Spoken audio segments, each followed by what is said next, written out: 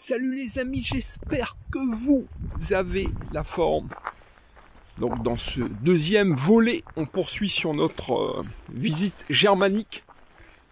C'est vrai que l'Allemagne est un pays pas très connu par les Français, à part pour des grandes villes comme Berlin, Munich ou des villes comme Francfort, en fait, plus connues pour la partie business.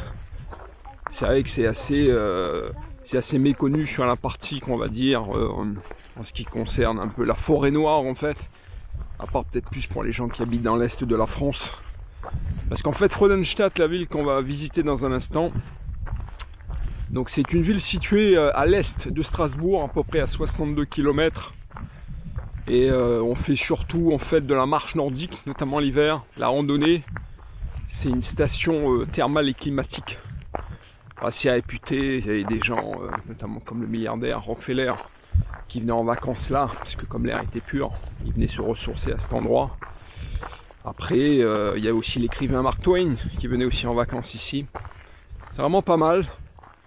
C'est vrai qu'avec les restrictions sanitaires, c'est un peu plus compliqué en ce moment pour voyager.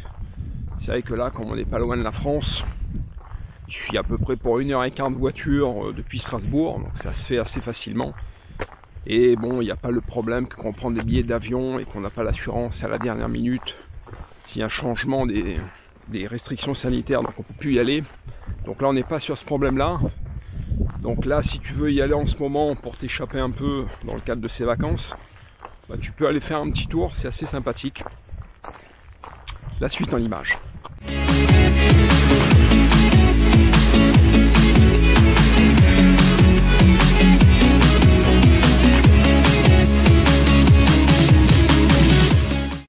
Salut les amis, j'espère que vous avez la forme pour ce dernier épisode de notre saga estivale. On se retrouve à Freudenstadt, dans le sud de l'Allemagne, en pleine forêt noire. Freudenstadt, c'est une station thermale et climatique dont l'air pur a fait entre autres sa renommée internationale. Des hôtes prestigieux, comme notamment l'écrivain américain Mark Twain, sont venus ici.